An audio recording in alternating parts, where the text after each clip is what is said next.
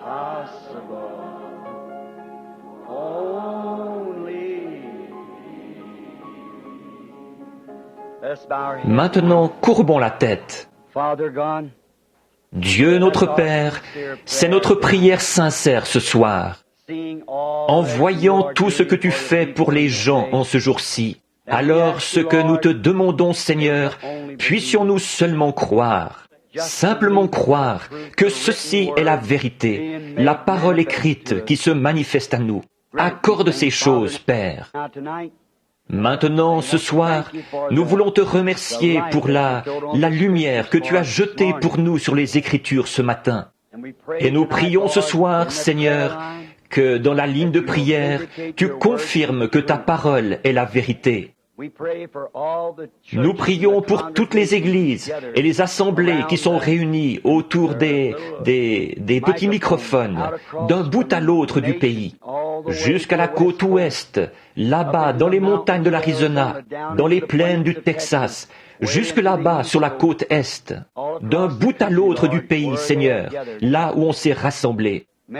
Beaucoup d'heures nous séparent dans le temps, mais Seigneur, ce soir nous formons ensemble un seul bloc de croyants qui attendent la venue du Messie. Nous te prions, Père Céleste, de l'envoyer bientôt chercher ton Église, car nous le demandons en son nom. Amen. Vous pouvez vous asseoir. Salutations chrétiennes à tous ceux qui sont ici ce soir. Je suis désolé qu'on soit encore entassé et serré, au point d'avoir de la peine à respirer. Même les climatiseurs, bien qu'il y ait de la climatisation, ils n'ont pas beaucoup d'effet, tellement il y a du monde. Si c'était juste une église normalement remplie de gens, ces climatiseurs vous glaceraient. Mais maintenant, chacun a un éventail, ils s'éventent, alors que les climatiseurs soufflent aussi fort qu'ils le peuvent. Nous envoyons nos salutations de la côte est à la côte ouest à tous nos amis en Christ qui sont à l'écoute. Nous envoyons nos salutations à San José, à Frère Borders, au groupe qui est là-bas. Nous envoyons nos salutations là-bas, dans les montagnes, à Prescott, en Arizona, à Frère Léo Mercier et à son groupe là-bas, qui attendent la venue du Seigneur. Nous envoyons nos salutations à ceux qui sont réunis à Tucson ce soir, qui attendent la venue du Seigneur. À Houston, au Texas, à ceux qui attendent la venue du Seigneur. À Chicago, à ceux qui attendent la venue du Seigneur. Sur la côte Est, à New York et dans le Connecticut, et aux grands groupes qui sont là-bas, qui attendent la venue du Seigneur. Nous n'avons pas de place ici pour les faire asseoir, alors nous devons simplement leur transmettre la parole au moyen du téléphone. Nous envoyons nos salutations à Frère Junior Jackson ce soir et à son groupe à Clarksville, à Frère Raddle sur la route 62 et à son groupe qui attendent la venue du Seigneur. Et nous sommes rassemblés ici ce soir dans notre église, dans le tabernacle. Nous attendons la venue du Seigneur. Et maintenant, beaucoup d'entre vous n'étaient peut-être pas là à la réunion de ce matin. Mais j'espère bien que tous ceux qui n'y étaient pas vont commander cette bande. Car je crois que c'était le message le plus direct qui a été transmis à l'Église depuis le message « Messieurs, quelle heure est-il » J'ai senti l'onction de l'Esprit. Je me suis senti conduit à dire ce que j'ai dit. C'était long, mais néanmoins je me suis senti conduit à faire comme ça. Et je pense que le Seigneur, par sa parole, a montré là quelle est l'heure où nous vivons. Alors, assurons-nous de bien comprendre ces choses mystérieuses qui se produisent. Vous savez, la Bible dit, les sages comprendront, mais les nations et les gens deviendront toujours plus faibles et plus sages. Pensez-y, l'Américain moyen est maintenant à l'âge mûr, vers l'âge de 20 ans, plus faible mais plus sage. À l'époque, il n'avait pas d'avion à réaction ni d'ogive atomique, mais il vivait beaucoup plus longtemps. Nous devenons plus faibles et plus sages, et notre propre sagesse, c'est elle qui nous détruira. Nous nous détruirons nous-mêmes. Ce n'est pas Dieu qui nous détruira, c'est notre sagesse qui nous détruira. Il en a toujours été ainsi et il en sera ainsi de nouveau. Maintenant, si le Seigneur le veut, dimanche matin prochain, je ne sais pas en ce moment de quoi je vais parler, Mais j'ai confiance que le Seigneur, s'il nous laisse vivre et qu'il n'arrive rien, et si c'est sa volonté, nous avons l'intention, dimanche matin prochain, d'apporter un autre message. Dimanche soir prochain, de prier pour les malades. Après, c'est moi qui devrais retourner à la maison, en Arizona, ramener ma famille là-bas pour que les enfants puissent être inscrits à l'école. Ensuite, nous vous aviserons, dès que nous pourrons, des réunions au fur et à mesure, ou des heures des endroits où nous prévoyons être. Alors, que Dieu vous bénisse tous. Maintenant, ce soir, sachant que, pour commencer, je suis en retard de 15 minutes. Il est 8h moins le quart ici à Jeffersonville. Il est donc à peu près 9h moins le quart sur la côte Est. Et puis, il est à peu près 5h sur la côte Ouest. Donc, en ce moment, nous sommes presque au coucher du soleil ici. Et je voudrais vous parler, ce sera juste un service court, pour essayer de trouver l'onction de l'Esprit, après quoi nous formerons la ligne de prière. Et je voudrais que l'assemblée qui est ici, ainsi que celles qui sont réunies en d'autres lieux, trouvent un homme, un frère, qui est loin de l'Esprit. Et quand nous commencerons à prier pour les malades, allez imposer les mains à ceux de votre assemblée.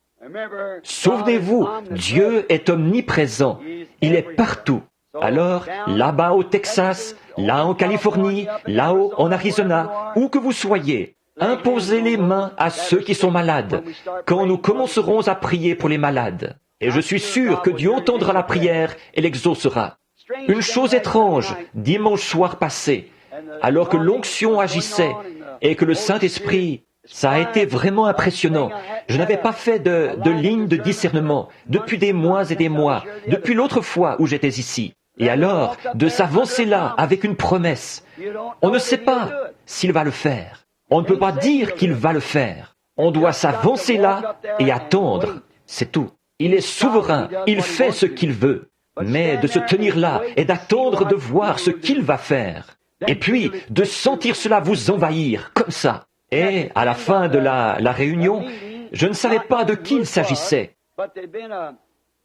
Mais il y avait eu un homme quelque part dans la ligne qui était grand et qui avait le crâne dégarni.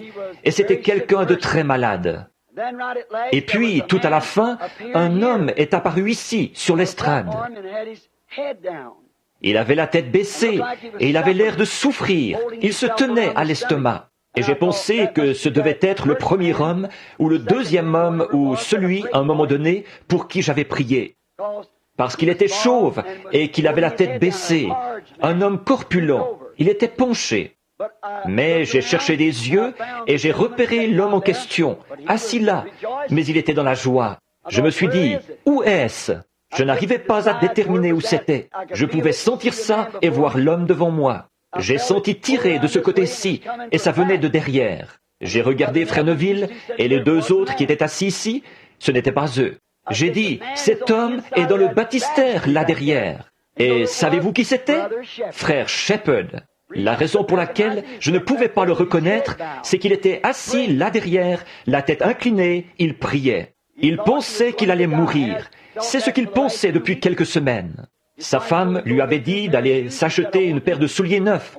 Et il avait répondu, « Je n'en aurai pas besoin, je ne serai plus ici assez longtemps. » Et l'autre jour, il est venu me voir, là-bas, dans la cour, chez Frère Wood. Il poussait des cris et il louait Dieu. Il a dit, « Je mange du bacon, des œufs, des tomates, tout ce que je veux. » En toute humilité, il avait cédé son siège. Il s'était mis là derrière, à l'écart, et il priait. Voyez-vous, vous n'avez pas besoin d'avoir une carte de prière. Tout ce que vous avez besoin d'avoir, c'est la foi. Voyez ? Or, je ne savais pas s'il était guéri ou pas. J'ai simplement dit, un homme est en train de prier. Il a quelque chose qui ne va pas. Je pense qu'il a mentionné ce que c'était, des problèmes d'estomac. Et il prie, ici, derrière. Le Seigneur Jésus vous rétablisse. Là, c'est tout ce que je pouvais dire. Ce qu'il y avait, l'attirance, c'était qu'il priait. Je pouvais voir ça, mais ce qui se produit, je ne sais pas, voyez. Par contre, quand vous entendez cela revenir, tout le monde en est conscient. Quand il dit « Ainsi dit le Seigneur », voyez-vous, alors ce n'est plus moi qui parle là, c'est lui. Mais je dis toujours « Jésus-Christ vous a guéri ». C'est exactement la vérité. Il a été blessé pour nos transgressions. Par ses meurtrissures, nous avons été guéris. Voyez? Par contre, quand cela vient, ainsi dit le Seigneur, et qu'il vous dit ce qu'il faut faire et ce qui va arriver, regardez bien ça, il en sera ainsi. Mais quand je dis « Jésus-Christ vous guérit et vous rétablit », croyez-le, parce qu'il l'a déjà dit.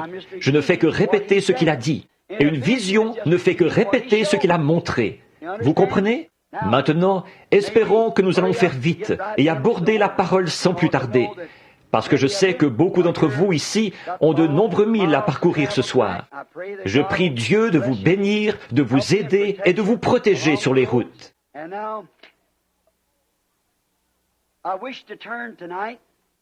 Et maintenant, je voudrais prendre ce soir dans Matthieu au chapitre 21, les versets 1 à 11 de Matthieu. Et maintenant, si vous n'avez pas votre Bible ou si vous voulez noter ces passages de l'Écriture, très bien. Et maintenant, pour vous qui n'avez pas entendu le message de ce matin et qui avez un magnétophone, nous ne faisons jamais de sollicitations pour vendre les bandes. Nous ne faisons jamais de sollicitations pour vendre quoi que ce soit. Parfois, dans une grande réunion, on annonce qu'il y a des livres là derrière. Nous ne gagnons rien là-dessus. Frère Vail est celui qui les écrit. Quant aux bandes, celui qui s'occupe des bandes, là, il vous le dira. La vente des bandes ne nous rapporte pas d'argent. Il ne s'agit pas des bandes, il s'agit du message.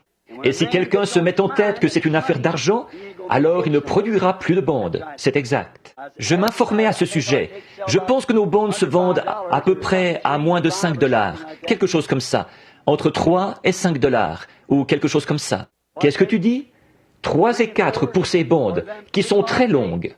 Et un certain ministre, je m'informais au sujet d'une de ces bandes, elle coûtait $9, pour un message d'à peu près 20 minutes, ou 30. Alors je vois que notre frère Sothman, là-bas au fond, ne s'enrichit pas, ni aucun d'eux, avec les bandes qu'ils produisent. Voyez-vous, ils ont juste assez pour leur permettre de continuer. On ne peut pas leur demander de les faire pour rien, parce qu'il faut qu'ils achètent les bandes et tout le reste. Et les machines coûtent très cher. Ça coûte une dizaine de milliers de dollars d'équipement, au départ, pour la production de ces bandes. Maintenant, si j'ai bien compris, bientôt, ça n'a pas encore été annoncé, mais le conseil va se réunir, encore une fois, au sujet des bandes. De temps à autre, nous, les administrateurs, moi je n'ai rien du tout à voir là-dedans. Même que je n'assiste jamais à aucune de ces réunions. C'est ni pour, ni contre. Ils présentent leurs offres, les administrateurs décident qui sera le prochain à produire les bandes, et ils lui envoient une lettre. C'est tout ce que je sais là-dessus. C'est eux qui s'en occupent, parce que je n'arrive même pas à consacrer les bébés, encore moins à m'occuper des bandes, donc, ou faire les baptêmes. Donc, mes pensées sont fixées sur ce message. C'est ce troisième poule, et c'est à lui que je dois fidélité et révérence. Matthieu 21, 1 à 11. Je disais ça pour vous permettre de regarder ou de le prendre dans les Écritures.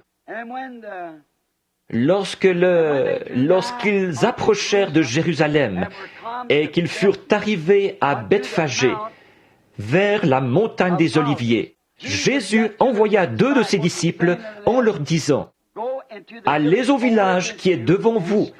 Vous trouverez aussitôt une ânesse attachée et un ânon avec elle.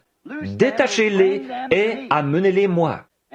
Si quelqu'un vous dit quelque chose, vous répondrez, « Le Seigneur en a besoin. » Et à l'instant, il les laissera aller. Or, ceci arriva afin que s'accomplisse ce qui avait été annoncé par le prophète. Dites aux filles de Sion, voici ton roi vient à toi, plein de douceur, monté sur un âne, sur un ânon, le petit d'une ânesse. Les disciples allèrent et firent ce que Jésus leur avait ordonné. Ils amenèrent l'ânesse et l'ânon, mirent sur eux leurs vêtements et le firent asseoir dessus. La plupart des gens de la foule étendirent leurs vêtements sur le chemin. Et d'autres coupèrent des branches d'arbres et en jonchèrent la route. Ceux qui précédaient et ceux qui suivaient Jésus criaient « Hosanna au fils de David !» Béni soit celui qui vient au nom du Seigneur. Hosanna dans les lieux très hauts. Lorsqu'il entra dans Jérusalem, toute la ville fut émue. Et l'on disait, « Qui est celui-ci » La foule répondait, « C'est Jésus, le prophète de Nazareth en Galilée. » Maintenant, si je puisais de là un sujet pour une trentaine de minutes, avant de former la ligne de prière, j'aimerais prendre ceci comme sujet. Quelle est l'attraction sur la montagne? Maintenant, la journée avait été très fatigante, très mouvementée, et c'était une journée exceptionnelle. Nous voyons ici Jésus qui monte à Jérusalem, prêt pour participer à la Pâque. La Pâque, c'est là que l'agneau pascal était tué et que le sang était répandu sur le propitiatoire pour servir d'expiation pour le peuple. Il était venu de Bethphagée et il était monté au sommet de la montagne des Oliviers, qui domine une autre petite colline où Jérusalem était construite. Et alors qu'il regardait et qu'il savait que c'était sa dernière visite, c'était le moment où il allait être livré entre les mains des pécheurs et ceux-ci allaient le tuer. Il allait mourir de la mort la plus atroce qu'un mortel ait jamais subie et allait être enseveli. Il allait être trahi par les siens, dont certains étaient là avec lui. Et lui, comme il était Dieu, il savait ce qu'il y avait dans leur cœur. Et il savait dès le commencement qui était celui qui le trahirait. Il savait que cet homme qui était avec lui, qui s'asseyait à ses côtés, qui comptait son argent pour lui et tout, il savait que cet homme-là allait le trahir. Et il savait qu'une cruelle croix romaine l'attendait là-bas. Il savait que l'eau de son corps et le sang de son corps allaient se séparer, et que le sang allait couler de son front en très grosses gouttes, comme de la sueur. Il savait tout ce qui l'attendait. Et il se tient là, sur la montagne, les yeux tournés vers Jérusalem. Les gens de l'époque, ce qu'on appelait à l'époque une meilleure classe religieuse, ces gens-là le haïssaient. Les églises de l'époque le haïssaient et le condamnaient, et condamnaient tous ceux qui l'écoutaient. Et s'ils allaient assister à ces campagnes, ils étaient immédiatement excommuniés de la communion au sein de l'Église. Ce n'est pas étonnant que l'Écriture ait dit « Il est venu chez les siens, et les siens ne l'ont pas reçu ». Ceux qui auraient dû l'aimer, ceux qui auraient dû se ranger de son côté, étaient ses ennemis acharnés, les plus acharnés. Et il s'était constitué un petit groupe avec des gens qui étaient pauvres, des pécheurs, des péagers, des gens sans instruction. La Bible dit que certains d'entre eux étaient même ignorants, illettrés. Certains ne savaient même pas signer leur nom. Il n'est jamais allé vers les églises chercher son peuple. Il n'a jamais été d'accord avec aucun des dirigeants des églises. Et, en plus, il se conduisait exactement à la manière d'un prophète. Il condamnait tout ce qu'il faisait, comme l'avaient fait les autres qui l'avaient précédé. En effet, cela avait été une portion de la parole, et lui, il était la parole dans sa plénitude. Mais au milieu de tout ça, dans chaque âge et par l'intermédiaire de chaque prophète, que ce soit ceux qui avaient été ou ceux qui allaient être, il y aura un certain nombre de personnes qui ont été prédestinées à entendre ce message, et eux, ils le suivront. Ceux-là ne tiennent aucun compte de la masse. Ils ne tiennent aucun compte des critiques de l'incroyant. Ils n'argumentent pas avec eux. Ils ont une seule chose à faire, c'est de croire et de saisir chaque parcelle de cela, tout ce qu'ils peuvent. De s'en imprégner, comme Marie qui s'asseyait aux pieds de Jésus. Marthe préparait son dîner, et Jésus lui a dit, « Mais Marthe, tu te préoccupes tellement des choses de la vie. » Mais Marie, elle, a recherché les choses les meilleures. Voyez-vous, les choses de la vie éternelle. Alors, nous voyons que beaucoup de ceux qui avaient compris, ils n'avaient pas de littérature comme nous avons aujourd'hui. Ils n'avaient pas de télévision, ni de téléphone, ni rien d'autre à l'époque. Mais il y avait eu comme une rumeur qui circulait qu'il allait être la Pâque. En effet, beaucoup de gens, ceux qui étaient axés sur les choses spirituelles, ils savaient qu'il était cet agneau pascal, parce qu'il leur avait déjà annoncé les choses qui allaient se produire.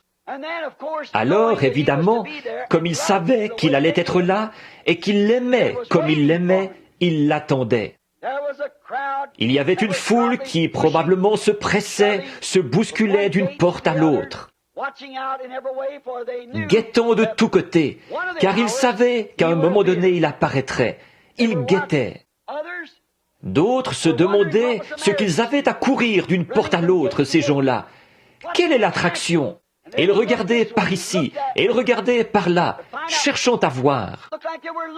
Ils avaient l'air de chercher quelque chose, d'être dans l'expectative de quelque chose qui allait se produire. Oh, comme j'aimerais modifier mon sujet quelques minutes pour dire ceci. C'est ça qu'il y a aujourd'hui. Les gens qui attendent sa venue sont dans une grande attente et une grande expectative. Nous pouvons la ressentir, cette pression.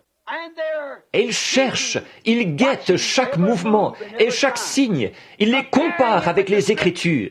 Et quand ils ont reconnu toutes ces choses qui avaient été prédites à son sujet jusqu'à la fin, ils ont su que la fin était proche.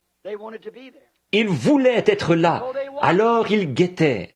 Une partie de la foule était pour lui, la minorité. Une partie était contre lui. La plupart d'entre eux, 90%, étaient contre lui. Et c'est à peu près comme ça aujourd'hui. Dans le milieu religieux, quand on en arrive vraiment à la parole et à Christ, il y en aura environ 1% qui y croira. L'autre partie n'y prêtera aucune attention, peu importe ce qui a pu être accompli. Ils en feront un objet de plaisanterie, ou bien ils critiqueront cela violemment. C'est à peu près pareil. Le temps, les choses ne changent pas beaucoup. L'histoire ne fait que se répéter, constamment. Eh bien, nous voyons que cela crée de la tension nerveuse. Forcément, inévitablement. Ils attendaient, ils se demandaient ce qu'il allait faire quand il arriverait là. Ils voulaient être là pour bénéficier de tout ce qu'il allait faire. Ils voulaient cela. Ils voulaient voir cela. Ils croyaient en lui. D'autres avaient entendu dire qu'il allait venir, et ils s'étaient rendus là-bas pour se moquer de lui. Donc, après toute cette attente énervante, une journée très exceptionnelle, un temps très exceptionnel, alors que les églises dormaient, les gens avaient les nerfs à fleur de peau, il y avait tellement de monde là-bas. Et alors, c'est arrivé. Du sommet de la montagne des Oliviers est venu un petit âne blanc. Il venait, il descendait la colline. Et avec lui, un groupe de gens qui criaient fanatiquement, qui arrachaient les rameaux des arbres et jetaient leurs vêtements sur la route en criant « Hosanna au fils de David, qui vient au nom du Seigneur !»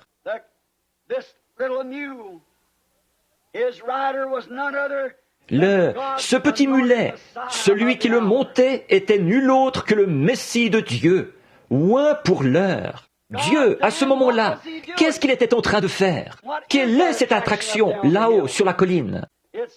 C'est Dieu qui est en train de faire l'histoire, et Dieu qui est en train d'accomplir la prophétie. Et cela crée toujours une attraction. Cela attire tous les critiques, les vautours du message de ce matin, et les aigles aussi. Voyez?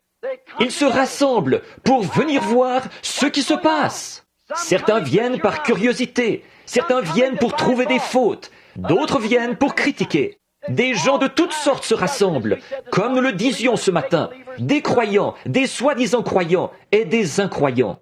Qu'est-ce qu'il y a sur la montagne? La prophétie est en train de s'accomplir. Maintenant, nous allons voir ce qui se produit. Maintenant, dans le livre de Zacharie, au chapitre 9 et au verset 9, Zacharie, l'un des prophètes, a prononcé par l'Esprit ces mots. « Soyez transportés d'allégresse, filles de Sion, poussez des cris de joie, filles de Jérusalem. Voici, ton roi vient à toi, il est juste, sauveur, and riding upon an ass. Il est humble et monté sur un âne, sur le petit, un ânon, le petit d'une ânesse. Now, what was the matter with those Mais scribes? qu'est-ce qui n'allait pas chez ces scribes? What was the matter with those priests? Qu'est-ce qui n'allait pas chez ces sacrificateurs? What was the matter with those Qu'est-ce qui n'allait religious pas people? chez ces gens religieux? This was wrote Ceci avait été écrit 487 ans avant que ça arrive, par un prophète confirmé. and was already Ça faisait put into déjà writing partie and des called écrits, the Bible. et c'était appelé la Bible, les rouleaux de l'Ancien Testament. Pourquoi est-ce qu'ils ne pouvaient pas voir que c'était la prophétie qui était en train de s'accomplir? The same Pour la reason they même can't see raison it today. qu'ils ne peuvent pas le voir aujourd'hui. They took Ils avaient the word pris of la God parole de Dieu et ils en avaient annulé l'effet sur les gens en enseignant comme tradition, comme doctrine des traditions d'hommes.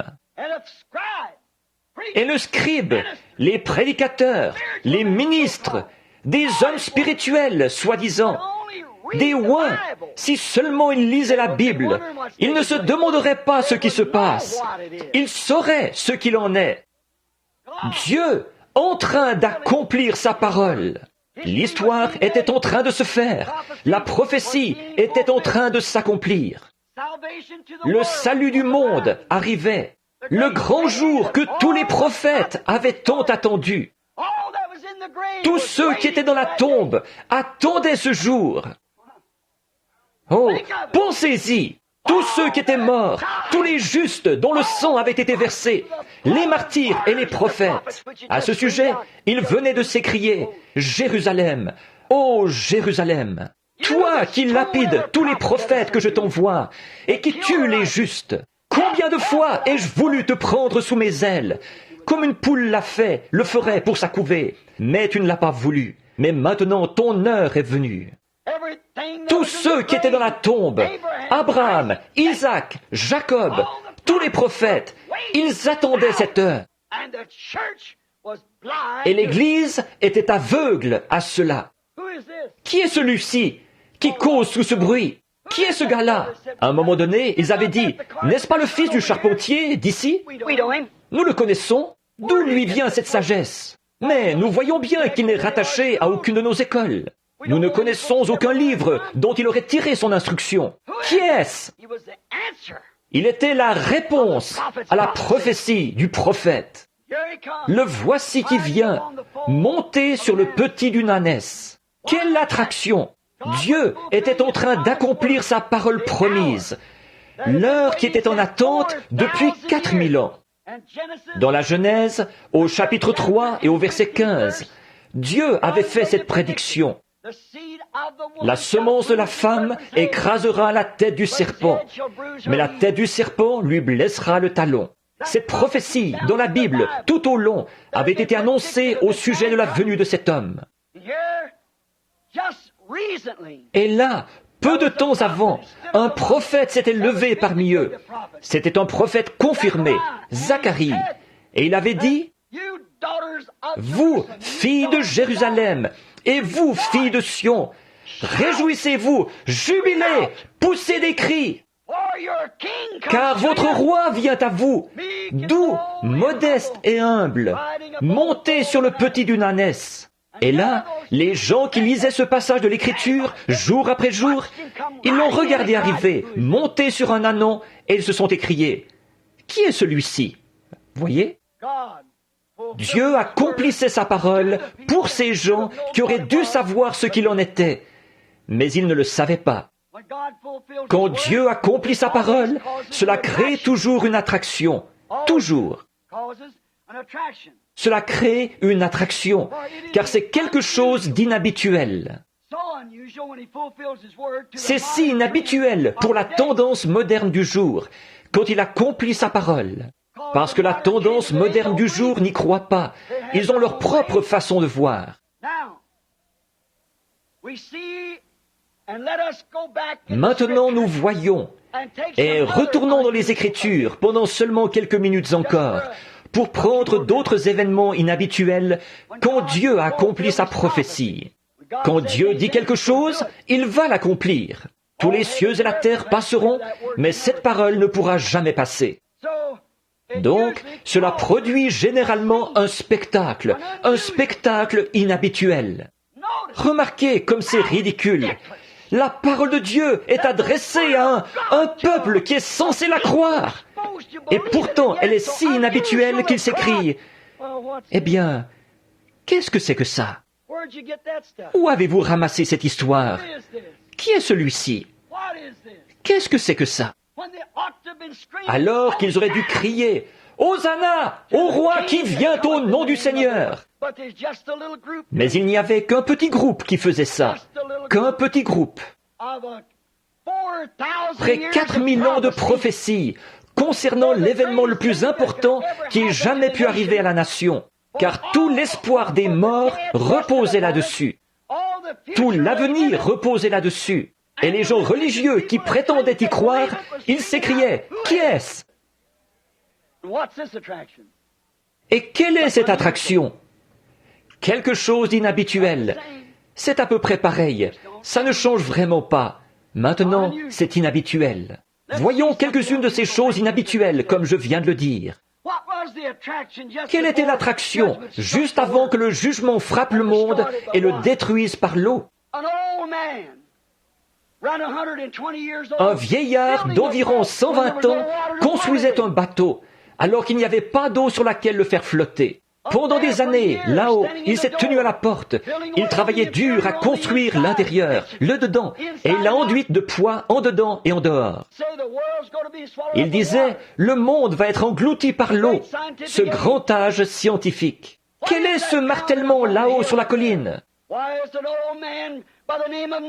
Mais c'est un vieillard du nom de Noé qui est là-haut, un vieux fanatique. Le vieux est resté trop longtemps au soleil. Il a attrapé une insolation. Il a perdu la raison.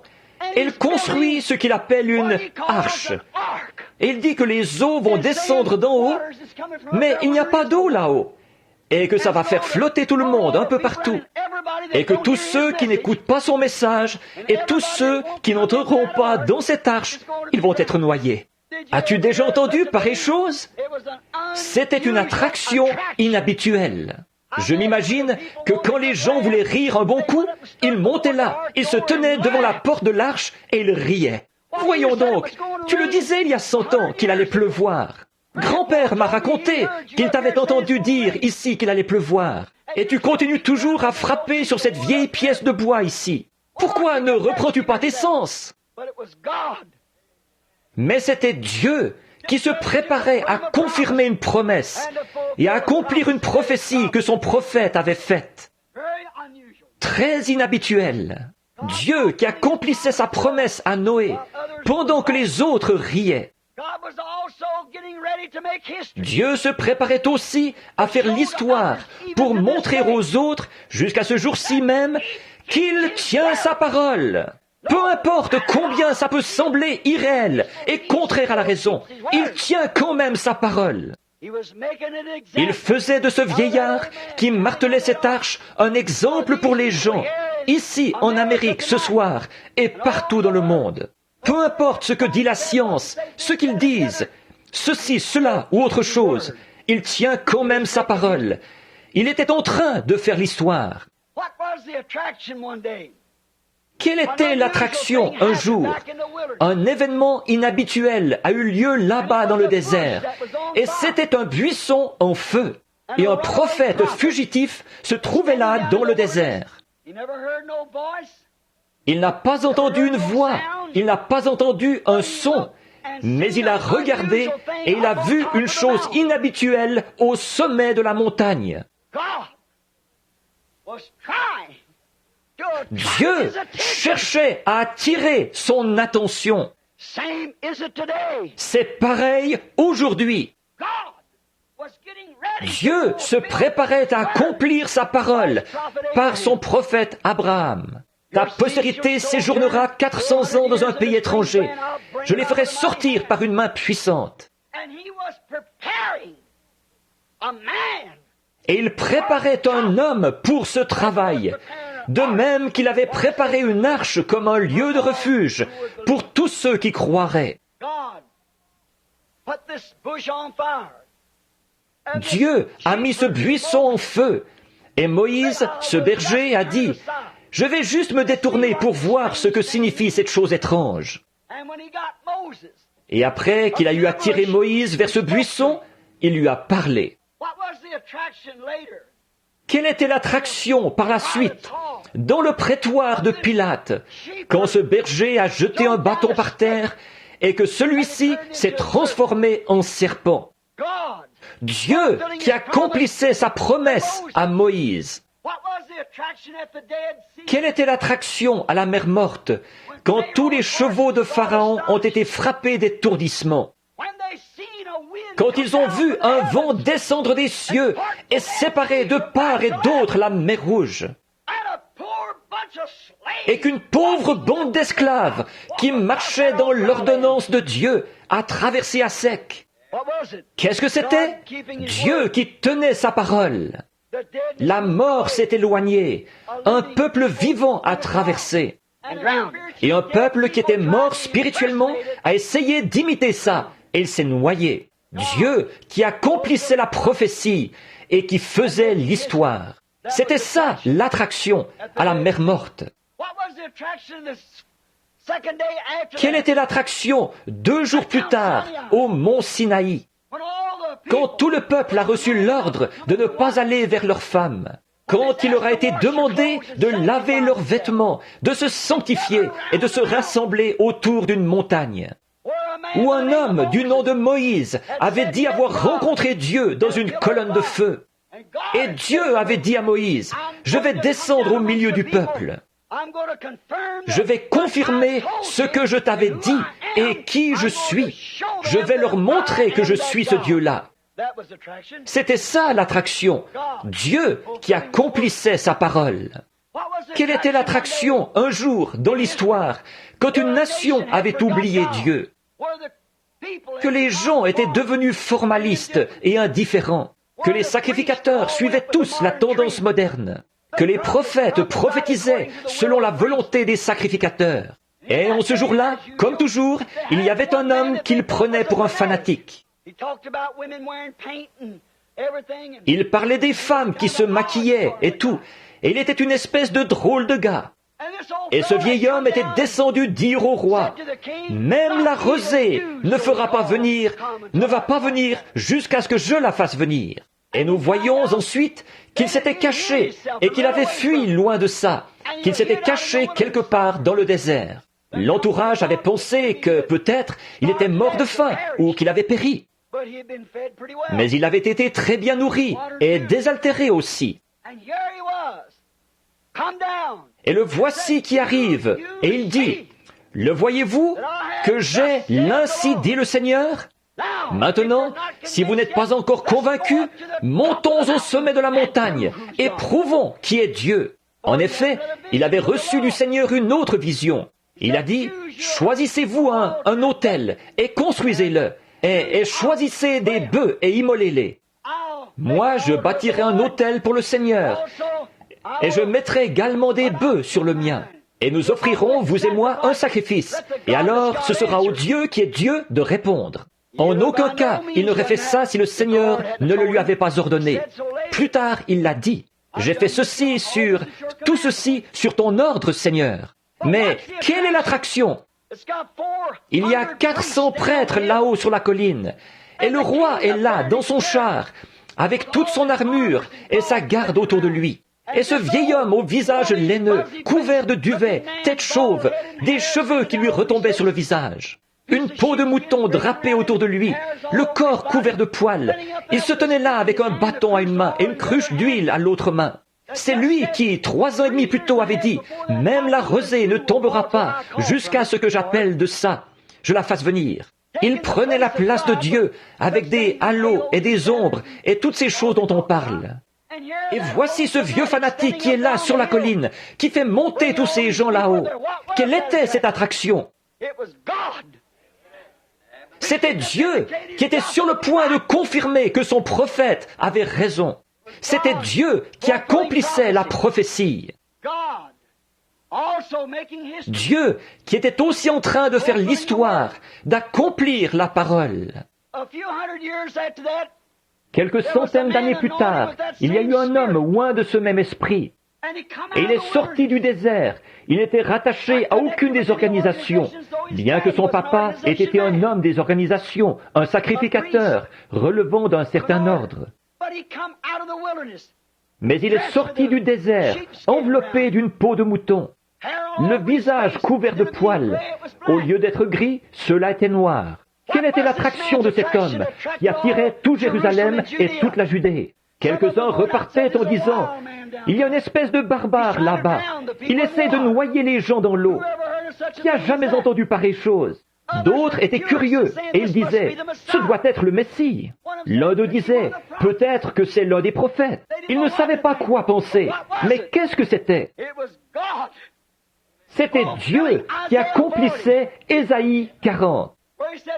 Là où il avait dit, « Voici ce qu'il allait faire dans les derniers jours, qu'il allait envoyer son serviteur, et ce que celui-ci allait faire. » Alors, quelques semaines plus tard, nous voyons que cet homme était si sûr de son message qu'il a dit, « Il y a quelqu'un parmi vous dont je ne suis pas digne de porter les souliers. Il vous baptisera du Saint-Esprit et de feu, comme moi j'ai baptisé d'eau. » Un jour, un jeune homme ordinaire, d'une trentaine d'années, est descendu là-bas et il a été baptisé.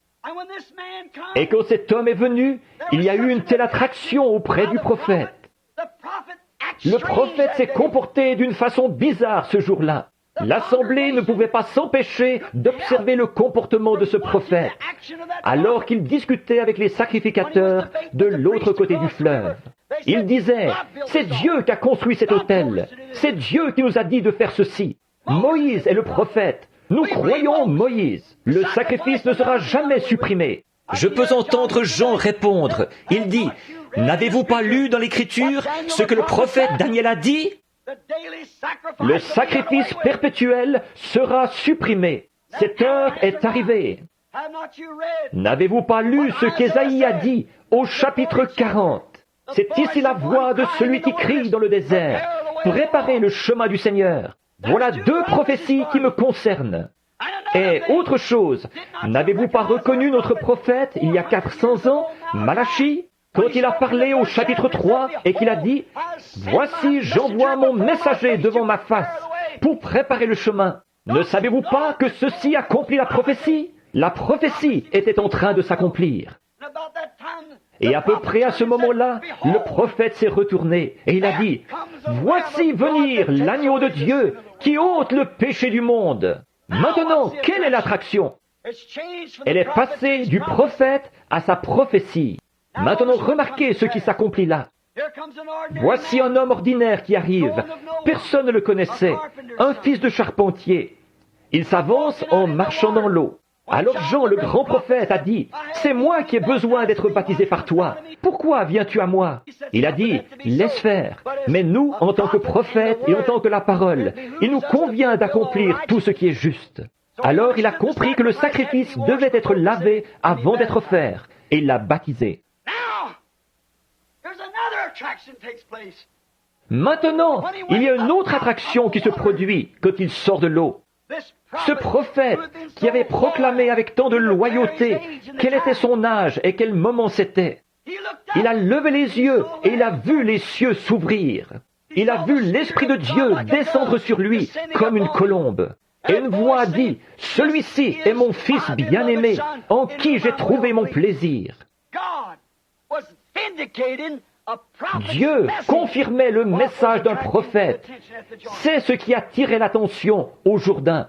Un frère a chanté tout à l'heure, où il devait chanter, « Sur les collines lointaines se dressa une vieille croix rugueuse. » Quelle est l'attraction sur le mont du Calvaire? Alors que nous voyons le monde religieux qu'il avait condamné et le gouvernement romain qu'il avait condamné à mort.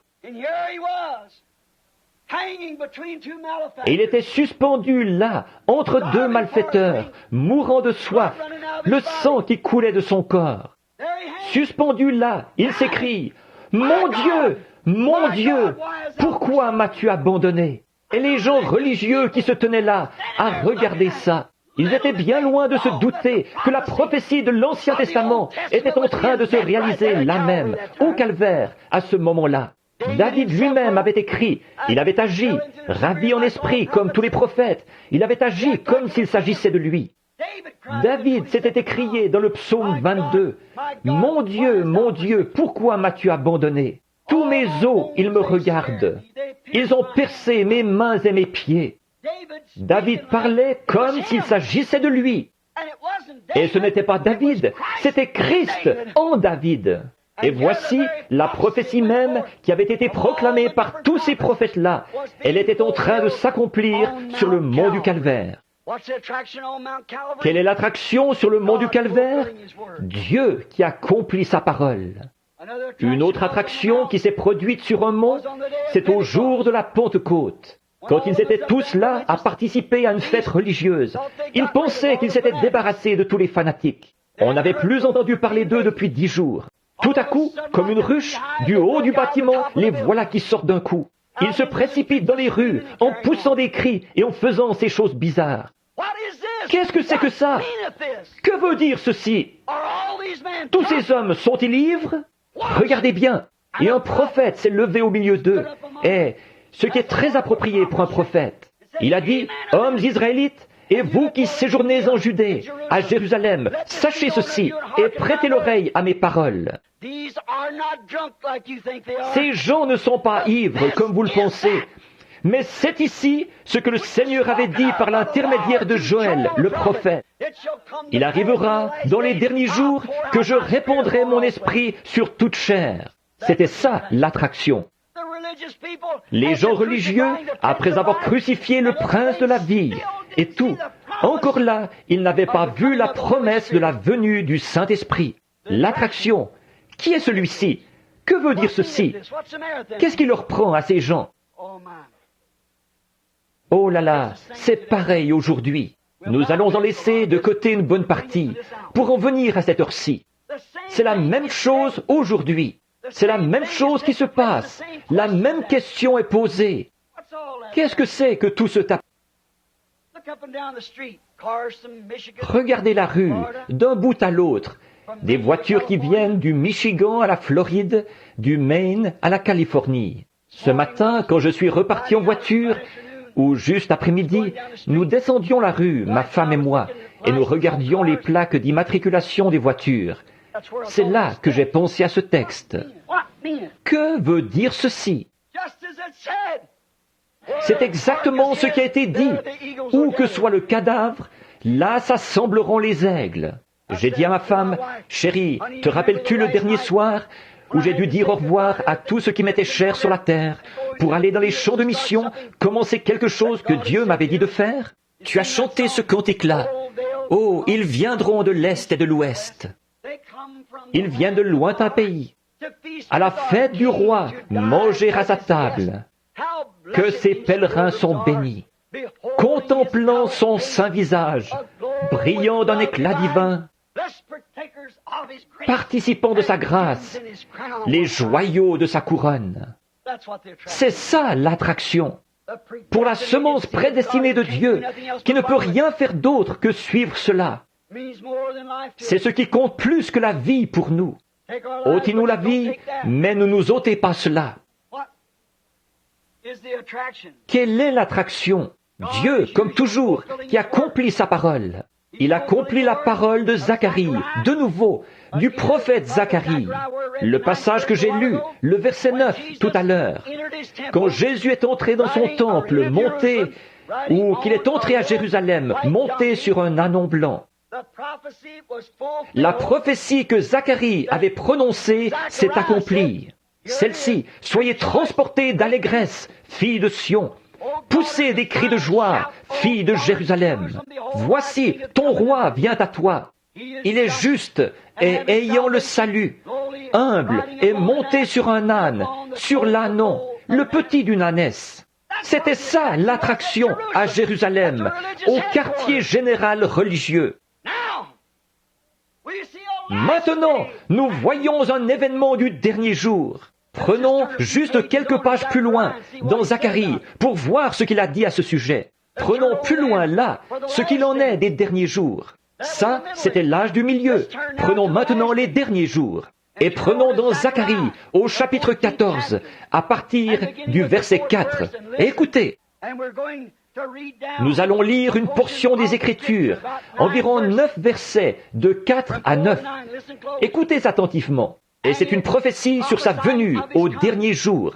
Maintenant, écoutez attentivement. Ceci est ainsi dit le Seigneur. Ce sont les Écritures, Zacharie 14. Vous vous souvenez de Zacharie 9, ce qui y était dit, et ils n'ont pas reconnu ce qu'il en était. Maintenant, qu'en est-il d'aujourd'hui? Zacharie 14 qui annonce sa venue.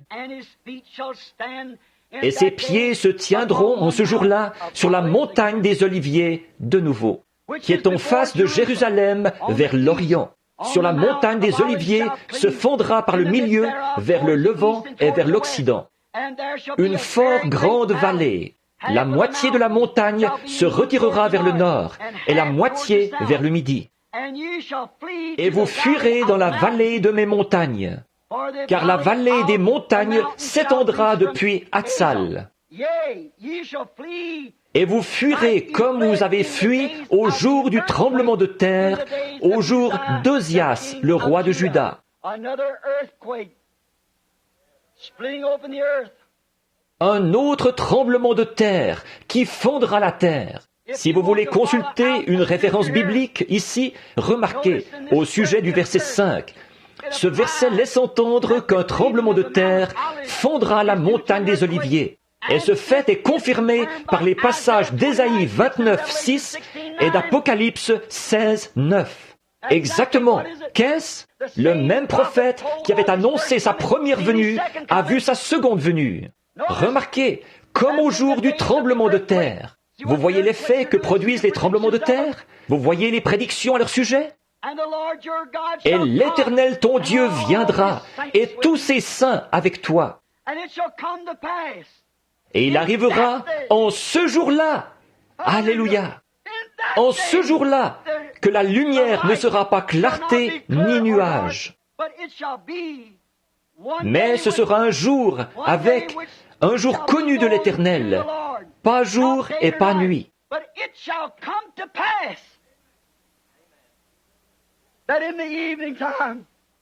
Et au temps du soir, il y aura de la lumière. Ô Dieu!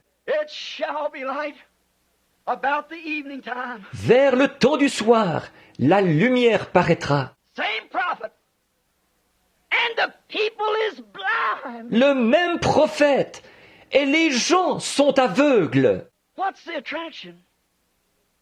Quelle est l'attraction? Lisons 2 ou 3 versets de plus. Et il arrivera en ce jour-là que les eaux vives sortiront de Jérusalem, la moitié vers la mer orientale et la moitié vers la mer d'Occident. Cela aurait lieu été et hiver, l'évangile qui est proclamé aux Juifs et aussi aux gens des nations. Et l'Éternel sera roi sur la terre en ce jour-là, et il y aura un Éternel, et son nom sera un. Vers le temps du soir, la lumière paraîtra. C'est vrai. Le chemin de la gloire, là tu le trouveras. C'est dans la voie de l'eau qu'est la lumière d'aujourd'hui. C'est dans la voie de l'eau qu'est la lumière d'aujourd'hui. Jeunes et vieux, repentez-vous de tous vos péchés. Le Saint-Esprit entrera certainement en vous. La lumière du soir est venue. Oui, c'est un fait que Dieu et Christ sont un. Vous voyez où nous en sommes? Les nations se disloquent. Israël se réveille. Signe annoncé par nos prophètes. Ce tremblement de terre chez les gentils au dernier jour. Les jours des gentils sont comptés. Ils sont remplis d'effroi. Retournez, ô dispersés, vers les vôtres. Vous qu'on a mis à la porte, et ces arches qu'on transporte sur des chars neufs, sortez de là avant que la mort vous frappe. Dieu l'a confirmé, il en sera ainsi. Prenons un autre passage de l'Écriture, dans l'Ancien Testament, Malachie chapitre 4, et lisons ce court chapitre 4. Voici, le jour vient, ardent comme une fournaise. Tous les hautains, tous les méchants seront comme du chaume. Or, ceci, ce n'est pas... C'est Malachie 3, là, qui était la première venue. Ici, c'est la venue suivante. Même le docteur Scofield, ici, je ne suis vraiment pas d'accord avec lui sur ses annotations, mais ici, il a aligné correctement la chose. La commission de Jean pour Malachie 3 est la seconde venue de Christ, Élie qui la précède. Bien. Tous les hautains seront embrasés, dit l'Éternel des armées. Et il ne leur laissera ni racine, ni rameau. L'enfer éternel, il est où alors? Mais pour vous qui craignez mon nom, se lèvera le soleil de la justice, avec des campagnes de guérison. La guérison sera sous ses ailes. Vous sortirez et vous sauterez comme les veaux d'une étable, et vous foulerez les méchants. Ils seront comme de la cendre sous la plante de vos pieds, en ce jour que je prépare, dit l'Éternel des armées. Souvenez-vous de la loi de Moïse, mon serviteur, auquel j'ai prescrit en Horeb pour tout Israël des préceptes et des ordonnances. Ici, c'est la venue d'Élie. Voici, je vous enverrai Élie le prophète. Le dernier passage de l'Écriture, tout à la fin de l'Ancien Testament. Je vous enverrai Élie le prophète, avant que le jour de l'Éternel arrive, ce jour grand et redoutable.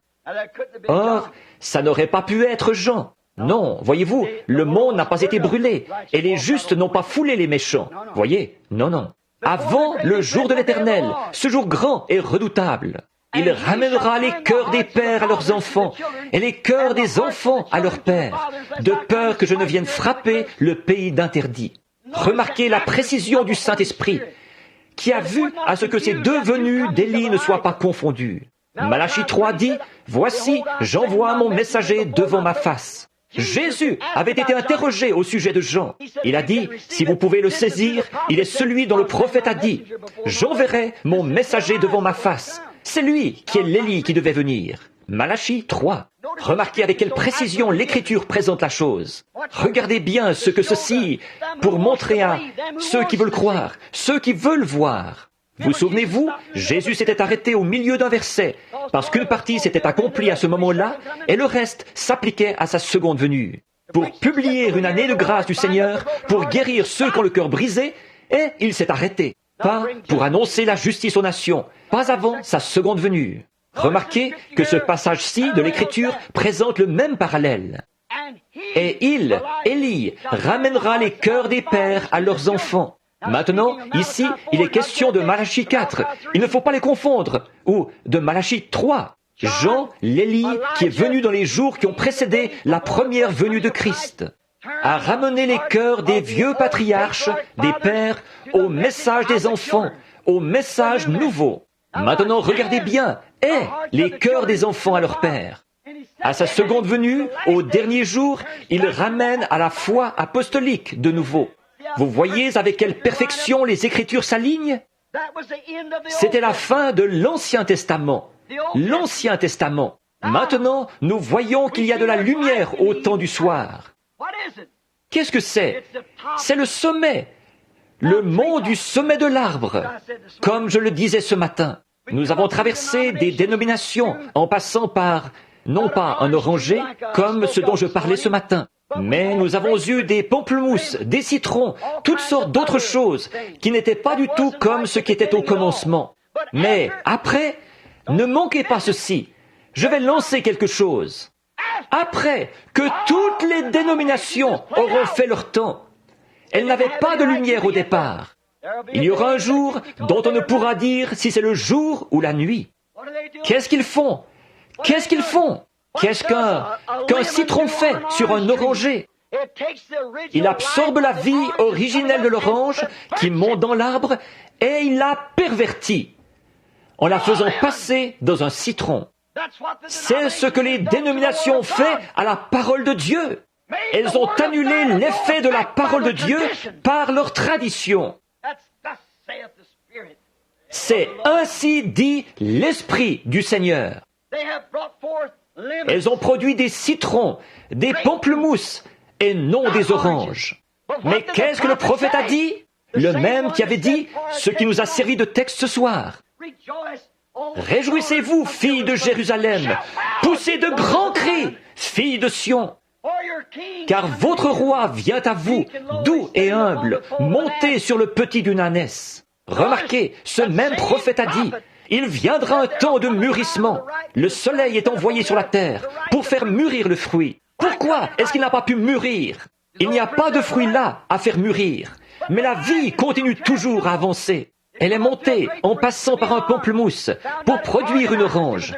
On a vu que c'est devenu une organisation. C'était un pamplemousse. Elle est repartie et ce qui a été formé cette fois, c'est un citron. Elle a continué à avancer et c'est autre chose qui a été produit.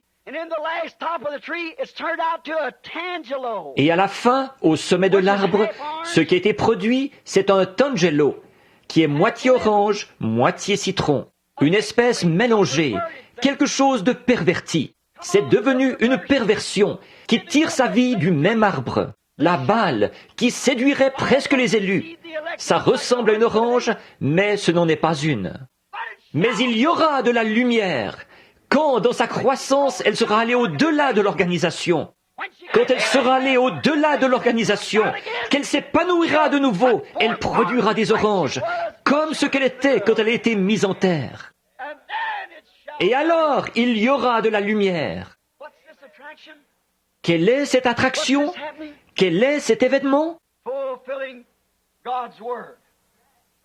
L'accomplissement de la parole de Dieu. Voilà deux témoins dans l'Ancien Testament comme quoi ceci allait se produire. Prenons Jean 14, 12 dans le Nouveau Testament.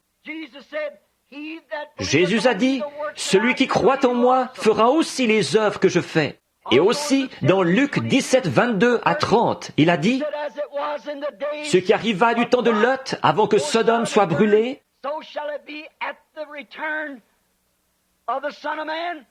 arrivera de même au retour du Fils de l'homme, au jour où le Fils de l'homme se révélera. Oh, vous n'avez qu'à regarder les Écritures. Le Fils de l'homme, Jésus-Christ, le même hier, aujourd'hui et éternellement. Ça s'est développé jusqu'au-delà des dénominations. Ça s'est développé jusqu'à se former au sommet de l'arbre. Qu'est-ce qu'il a dit dans Jean 14 ou 15? Tout sarment qui est en moi et qui ne porte pas le fruit sera coupé et retranché, jeté au feu et brûlé. Mais tout sarment qui portera du fruit sera émondé. Oh, il y aura une véritable pluie de la première saison et de l'arrière-saison au dernier jour sur ce petit groupe qui est venu avec lui, sur ce petit âne. Modeste et humble, sans dénomination, en criant « Hosanna au roi qui vient au nom du Seigneur ». Qu'est-ce qu'il y a aujourd'hui? Quelle est l'attraction sur le mont?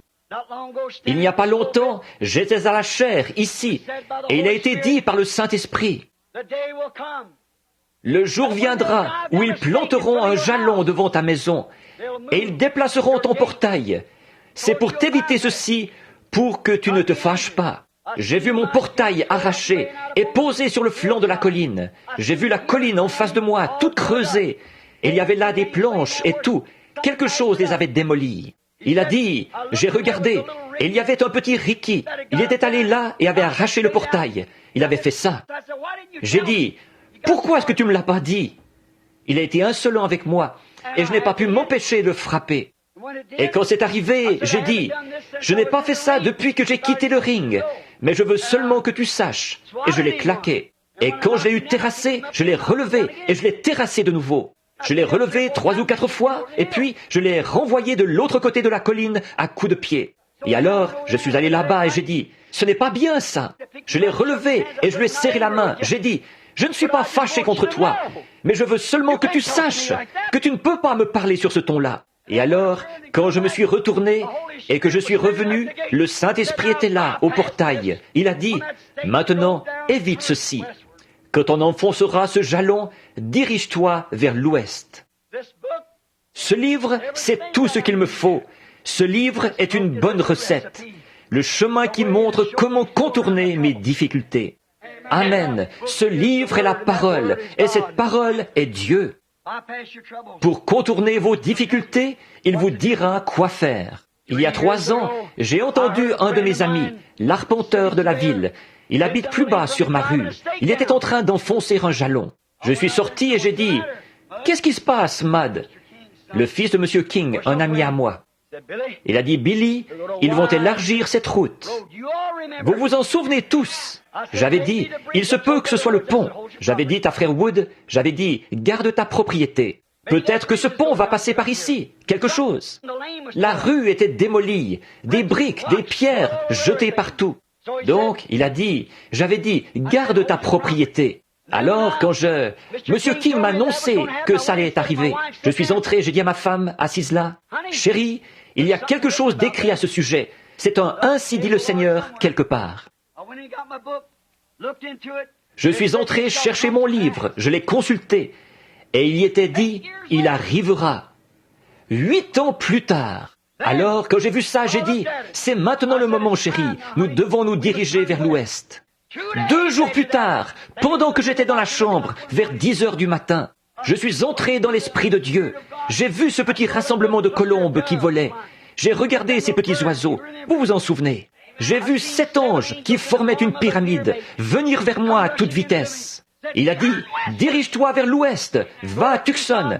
Tu seras à 40 000 au nord-est de Tucson. Et tu seras en train d'arracher un gratteron ou un glouteron, c'est comme ça qu'ils appellent ça là-bas, sur tes vêtements. Frère Fred Sothman, qui est assis là-bas, il me regarde en ce moment. Il y était ce matin-là. J'avais oublié la chose.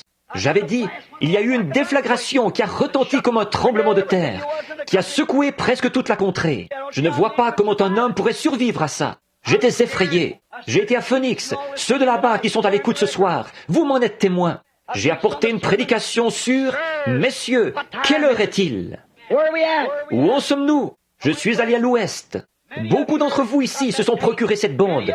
Beaucoup d'entre vous ici l'ont entendu annoncer 1 année ou plus avant que ça arrive. Je suis allé à l'ouest en me demandant ce qui allait arriver. Un jour, j'ai eu un appel du Seigneur. J'ai parlé à ma femme, j'ai dit, chérie, probablement que mon travail est terminé. Je ne savais pas. J'ai dit, probablement que Dieu n'a plus besoin de moi maintenant et que je vais rentrer à la maison. Va rejoindre Billy, emmène les enfants. Dieu pourvoira pour vous d'une manière ou d'une autre. Va de l'avant et sois fidèle à Dieu. Veille à ce que les enfants terminent leurs études. Élève-les en les instruisant selon Dieu. Elle a dit, Bill, tu ne sais pas si c'est vrai. J'ai dit, non, mais un homme ne pourrait pas survivre à ça. Un matin, le Seigneur m'a réveillé. Il a dit, monte là-bas dans le canyon Sabino. J'ai pris un bout de papier et ma Bible. Ma femme a dit, où vas-tu? J'ai dit, je ne sais pas, je te le dirai à mon retour. Je suis monté dans le canyon. J'ai grimpé jusque là-haut où les aigles volaient tout autour. J'observais des cerfs là-haut. Je me suis agenouillé pour prier. J'ai levé les mains et une épée m'est arrivée dans la main. J'ai regardé autour de moi. Je me suis dit, qu'est-ce que c'est que ça? Je ne suis pas hors de moi.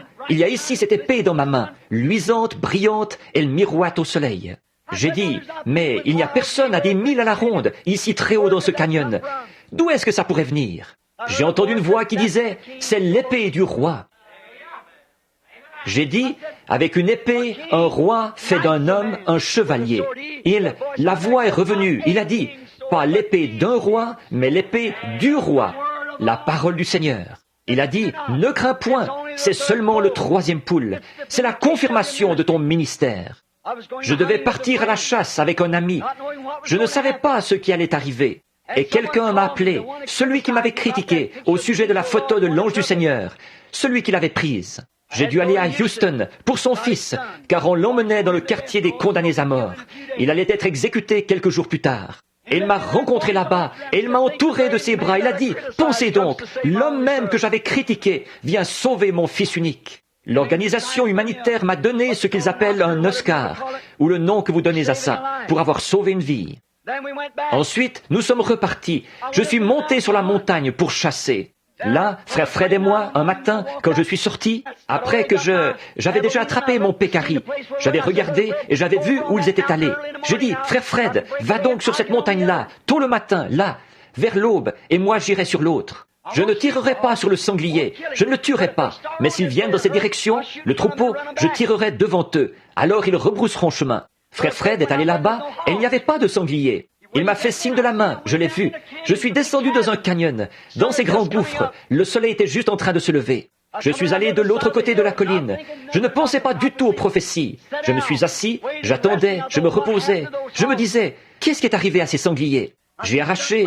Je me suis assis comme font les Indiens, vous savez, les jambes repliées. J'ai regardé sur la jambe de ma combinaison et il y avait un glouteron. Je l'ai arraché et j'ai dit, c'est bizarre. Me voici à environ 40 000 au nord-est de Tucson. Il y a mon petit garçon Joseph qui est assis là à m'attendre. Et en levant les yeux, j'ai vu apparaître un troupeau de sangliers à environ 1000 verges de moi sur une montagne. J'ai jeté le glouteron par terre, j'ai dit, je vais les attraper. Je vais aller chercher frère Fred. Je vais accrocher un bout de papier sur cet coquillot pour savoir quel chemin prendre. Et on va aller chercher frère Fred. J'ai commencé à gravir la montagne et j'ai couru aussi vite que j'ai pu de l'autre côté. Tout à coup, j'ai pensé que quelqu'un m'avait tiré dessus. Je n'avais jamais entendu pareille déflagration. Cela secouait toute la contrée. Et à ce moment-là, un rassemblement de 7 anges s'est présenté devant moi. Je suis allé retrouver frère Fred et les autres un peu plus tard. Il a dit, qu'est-ce que c'était? J'ai dit, c'était ça. Qu'est-ce que tu vas faire? Retourner à la maison. Car ainsi dit le Seigneur, les 7 mystères qui ont été cachés dans la Bible pendant toutes ces années, ces dénominations et tout, Dieu va nous dévoiler ces 7 mystères, dont les 7 sceaux. Il y a eu ce cercle qui s'est élevé de la terre, semblable à une brume qui se formait. C'est alors que c'est monté très haut dans la montagne. Cela s'est mis à décrire ce cercle en se dirigeant vers l'ouest, d'où c'était venu. La science l'a retrouvé un peu plus tard. C'était à une altitude de 30 000 et mesurait 25 000 de large. Le cercle décrivait très précisément une pyramide. Et l'autre jour, je me tenais là et j'ai tourné la photo à droite. Et là se trouve Jésus, comme il était dans les 7 âges de l'Église, portant la perruque blanche pour montrer la divinité suprême. Il est l'alpha et l'oméga, il est le premier et le dernier. Il est le juge suprême de toute l'éternité qui se tient là, confirmant le message de cette heure. Et il y aura de la lumière vers le temps du soir. De quoi s'agit-il? Qu'est-ce que c'était? Je suis allé à l'ouest. C'est sur cette même montagne, en passant là-haut avec Banks Woods, qu'il a dit, lance une pierre en l'air. Dis à Monsieur Woods, ainsi dit le Seigneur, tu verras la gloire de Dieu. Le lendemain même, je me tenais là, un tourbillon est descendu et s'est abattu avec fracas sur les montagnes. Les pierres arrachaient la cime des arbres, à environ 3 ou 4 pieds au-dessus de ma tête. Il y a eu 3 grandes déflagrations et les frères ont accouru vers moi. Il y avait là une quinzaine d'hommes, des prédicateurs et autres. Qu'est-ce que c'était? Il a dit, qu'est-ce que c'était? J'ai dit, le jugement frappe la côte ouest. Environ 2 jours plus tard, le tremblement de terre a presque englouti l'Alaska. Quelle est cette lumière sur le mont Sunset, dans la forêt Coronado en Arizona? Quelle est cette chose étrange qui est arrivée là-haut, qui a fait que des gens sont venus de l'Est et de l'Ouest en voiture, ramasser les pierres qui se sont retrouvées près de l'endroit où cela a frappé? Et chacune d'elles, chacune de ces pierres, là où cela l'a arraché, elle a 3 angles. Les 3 sont 1. Elles ont été posées sur des bureaux, posées comme presse-papier, partout dans le pays. Quelle est cette chose étrange sur le mont Sunset, dans la forêt Coronado? Junior Jackson est à l'écoute. Vous vous souvenez du songe qu'il avait eu et que j'avais interprété, allant vers le coucher du soleil. Et ceci s'est arrivé sur le mont Sunset. C'est le temps du soir, le temps du coucher du soleil. Le message du coucher du soleil au déclin de l'histoire, ou plutôt au déclin de la prophétie qui s'accomplit. Il y aura de la lumière au temps du soir sur le mont Sunset dans la forêt Coronado, à 40 000 au nord de Tucson. Allez consulter la carte et voyez si c'est bien là, le pic Sunset. C'est exactement là que c'est arrivé. Je ne l'avais pas su avant l'autre jour. Tout cela ne mourra jamais. Cela se déroule dans un mouvement continuel. Depuis l'événement lui-même jusqu'à la photo, Jésus qui se tient là à nous regarder. Et maintenant, précisément sur le mont Sunset. Et la lumière du coucher du soleil, la lumière du soir est venue. Dieu qui se confirme lui-même. Qu'est-ce que c'est? Les fêtes sont là. Dieu et Christ sont un. Blanche. Combien ont vu ça? La perruque blanche qu'il portait, ce dont nous avons parlé dans Apocalypse 1. Voyez-vous, la divinité suprême, l'autorité suprême. Pas d'autre voix, pas d'autre Dieu, rien d'autre. En lui habite corporellement la plénitude de la divinité. Les anges eux-mêmes formaient sa perruque. Amen. Qu'est-il arrivé sur le mont Sunset? Dieu qui confirme sa parole. C'est la raison de tout ce bruit. Remarquez, c'est Dieu qui accomplit de nouveau sa parole promise, d'Apocalypse 10, 1 à 7. Et qu'au jour de la proclamation du message du septième ange, le mystère de Dieu serait mené à terme. Le mystère caché d'Apocalypse 10, 1 à 7, le dernier message au dernier âge de l'Église. Ce qui accomplit exactement, en cet âge, Luc 17, 30, le jour où le Fils de l'homme se révélera. Et il s'élèvera de faux prophètes et de faux Christ qui montreront de grands signes et des prodiges, au point de séduire les élus, si c'était possible. Les gens sont encore dans le doute, et, comme d'habitude, l'Église est toujours aussi intriguée. Et la science, partout à Tucson, ils écrivent encore des articles et les publient dans le journal.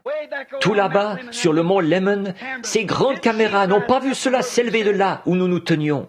Cela s'est déplacé lentement vers l'ouest, montrant que le temps est fini. Cela ne peut parcourir qu'une courte distance là-bas. C'est la côte ouest. Le jugement a frappé en plein dans la direction où c'est allé. C'est monté tout droit au-dessus de Phoenix et a continué son parcours jusqu'à Prescott et dans les montagnes, jusqu'à la côte ouest, en continuant à monter directement jusqu'en... Où allait-il? Directement en Alaska. Alors que le grondement de tonnerre se fait entendre, ils allaient tout droit dans cette direction-là. Et les observatoires et tous les gens de Tucson se posent encore des questions. La recherche scientifique essaie de découvrir ce que c'est. Tellement haut qu'il ne peut pas y avoir de brouillard, ni de brume, ni rien là-haut. Qu'est-ce qui a produit ça? Où est-ce? Ils sont tout aussi intrigués par cet halo surnaturel suspendu là dans le ciel qu'il l'avait été quand les mages sont arrivés en suivant une étoile et qu'ils ont dit « Où est le roi des Juifs qui vient de naître ?» Qu'est-ce que c'était? Dieu qui accomplissait sa parole. Un astre s'élèvera de Jacob. Et le Dieu du ciel a promis que le temps du soir aurait les lumières du soir.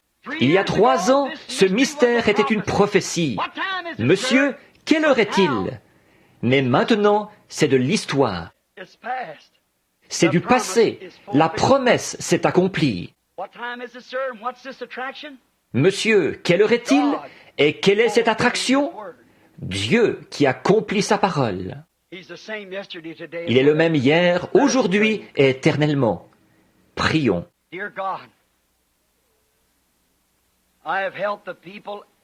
Dieu bien-aimé, j'ai retenu les gens longtemps, beaucoup plus longtemps que je n'en avais l'intention. Je prie au Dieu que quelque chose aura été dit ou fait pour amener les gens partout à comprendre. Et qu'en voyant et en comprenant, ils puissent croire que tu es le vrai Christ. Et que les paroles qui sont en train d'être confirmées sont la confirmation que sa parole est parfaite et qu'elle s'accomplit en sa saison. Maintenant, Seigneur Jésus, selon tes propres paroles, tu as dit que le monde serait dans un état sodomite. Nous savons ça, nous pouvons le voir. Et tu avais dit en ce jour-là ce qui arriva à Sodome. Il y a eu 3 messagers qui ont été envoyés au monde des nations et au monde des Hébreux. Et l'un d'eux, qui était Dieu lui-même, le Fils de l'homme, s'est révélé dans une forme humaine et a accompli un miracle en ce qu'il a dit à Abraham, ce que Sarah faisait derrière lui dans la tente. Tu as dit que cela se reproduirait de nouveau, quand le monde des nations tout entier serait dans un état sodomite. Et nous y sommes, Seigneur. D'autres prophéties confirment la même chose. Élie qui serait envoyé dans les derniers jours, l'esprit d'Élie sur la terre. pour ramener les cœurs des pères ou des enfants à leur père. Et je te prie, ô Dieu, de confirmer en cette heure ta parole, selon laquelle tu es le même hier, aujourd'hui et éternellement. Accorde-le, Père. Ils sont tous à toi. Je te prie d'accorder ces bénédictions et de confirmer ce qui a été dit pour la gloire de Dieu. Au nom de Jésus-Christ, Amen.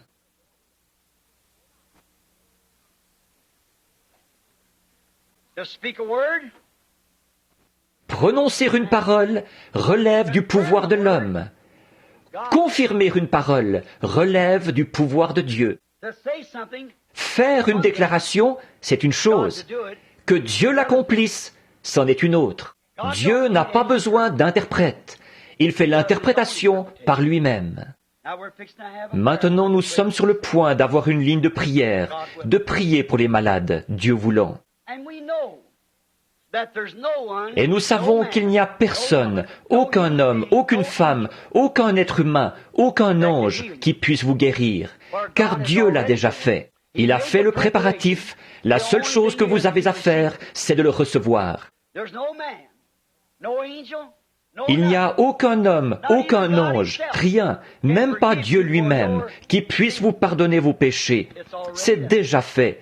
Jésus a fait ça à la croix. Mais ça ne vous donnera jamais rien, ou ça ne vous servira jamais à rien, tant que vous ne l'aurez pas accepté. La seule chose qui puisse être faite, c'est, selon les ordres qui ont été donnés par Dieu, que les croyants imposent les mains aux malades. C'est ce qu'ils ont fait au cours des âges, au long des réveils. Et ils ont appelé ça Dieu. Abraham avait vu beaucoup de signes, mais le moment est venu où Abraham a vu son dernier signe, juste avant que Sodome soit brûlée. Et c'est que Dieu s'est manifesté dans la forme d'un homme. Croyez-vous ça? Jésus a-t-il dit que ça se reproduirait? Combien ici, et à la radio ou au téléphone, d'un bout à l'autre du pays, si vous êtes toujours à l'écoute, préparez-vous maintenant pour la prière. Soyez en prière. Et vous qui avez posé ces mouchoirs ici, je ne peux pas dire à Dieu ce qu'il doit faire. Non, loin de moi l'idée même d'essayer. Il est souverain, il fait ce qu'il veut. Moi, je ne peux qu'obéir. Et je ne peux dire que ce que lui, il dit. Les gens sont debout le long des murs. On est entassés, on est serrés. Je me demande si nous pourrions demander à Dieu, en nous appuyant sur ces mots, quelle est cette attraction? Si Dieu veut bien se mouvoir parmi nous, de nouveau, il y a peut-être des nouveaux venus ici, se mouvoir parmi nous et montrer sa face bénie parmi nous, montrer que son esprit est ici, montrer qu'il est le même hier, aujourd'hui et éternellement, pour que chacun de nous, après ces deux messages puissants, puisse croire qu'il en est ainsi. Le pourriez-vous? Très bien. Au lieu de former une ligne de prière, alors, il fait chaud, on est serré, debout le long du mur. Je regarde de ce côté-ci, pour former ma ligne, c'est impossible. Regardez, debout là. Est-ce que je pourrais la former de ce côté-ci? Il y a là vos malades, des brancards et tout, là. C'est impossible.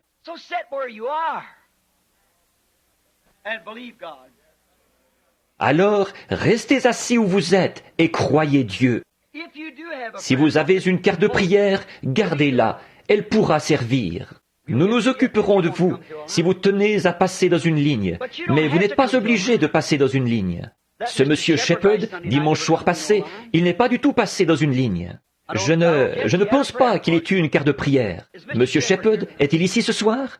Où est-il? Est-il ici? Il est là derrière. Aviez-vous une carte de prière, monsieur Shepherd? Vous n'en aviez pas. Il n'en avait pas. Il est encore assis au même endroit ce soir. C'est un bon endroit à occuper, frère Shepherd. Ce n'est pas seulement d'être là, mais ce qu'il faut, c'est d'avoir la foi.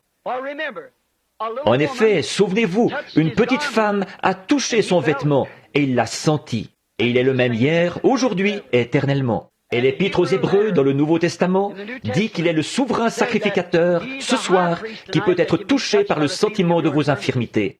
Vous croyez ça? Alors ayez la foi. N'en doutez pas, croyez-y, et la chose arrivera. Vous pouvez obtenir ce que vous avez demandé, si vous pouvez y croire, mais vous devez y croire. Le ferez-vous? Le croirez-vous tous? Combien y croiront maintenant? Que Dieu vous bénisse. Je ne connais personne parmi vous. Ce n'est pas mon affaire de connaître qui que ce soit parmi vous. Il appartient à Dieu de connaître ces choses. Mais il le fera si vous le croyez. Allez-vous le croire maintenant? Maintenant, Dieu bien-aimé, nous ne sommes certainement pas une bande de chrétiens hybrides. Nous ne devrions pas l'être, quelqu'un qu'il faut choyer et dorloter. Tu n'as pas ce genre-là, Seigneur. Tu as des croyants rudes. La présence même de Dieu embrase le cœur de l'homme. C'est comme Abraham. Il a cru Dieu. Tu t'es fait connaître à lui. Ensuite, tu lui es apparu. Tu as accompli un signe et il t'a cru. Tu as transformé son corps en celui d'un jeune homme. Et tu as fait de même pour sa femme. Sa femme était une partie de son propre corps. C'est alors qu'est venu le nouvel enfant, le Fils promis. Ô Dieu, tu as promis qu'il arriverait la même chose aujourd'hui. Je te prie de confirmer cette parole. Et nous nous en tiendrons uniquement à cette promesse-là, selon laquelle il arriverait ce qui est arrivé à Sodome. Juste avant que Sodome soit brûlé et que le jugement frappe Sodome, le monde des nations. De même aussi, le jugement est sur le point de frapper le monde des nations. Et les Juifs ont 3 ans et demi de plus, pendant la période de la tribulation, la détresse de Jacob, la suite des 70 semaines de Daniel. Mais les jours des nations sont comptés, il est temps de partir. Et tu as donné ce signe, et tu as dit qu'il se répéterait.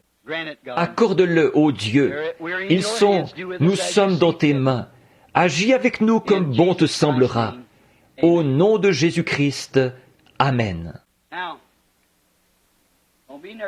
Ne soyez pas tendus. Qu'est-ce qui se passerait si j'étais tendu?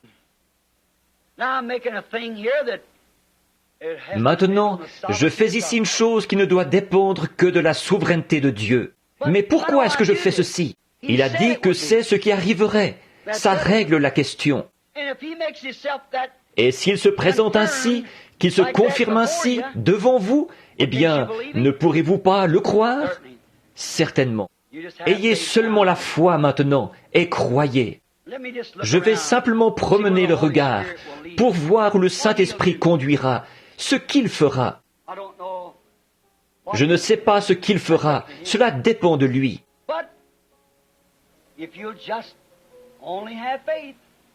Mais si vous voulez seulement avoir la foi, croire seulement, tout est possible à ceux qui croient. Est-ce que vous le croyez tous? Levez la main et dites, je le crois vraiment. De tout mon cœur, je le crois.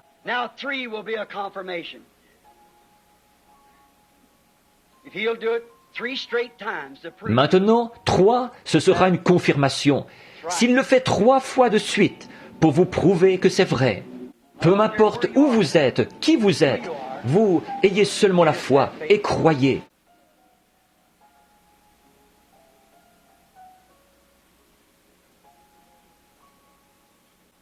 Maintenant, ne bougez pas de ce côté-ci.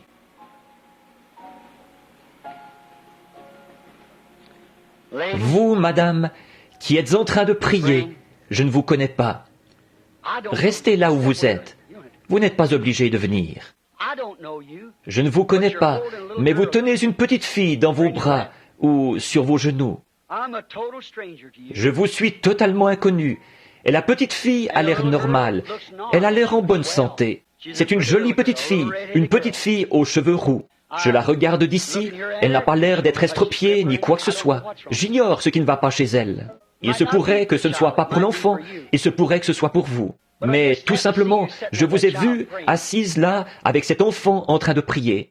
Je dois vous parler un instant pour capter votre esprit. Comme Jésus avait dit à la femme, « Donne-moi à boire ». Voyez-vous, rien que pour se rendre compte de ce qu'est la personne.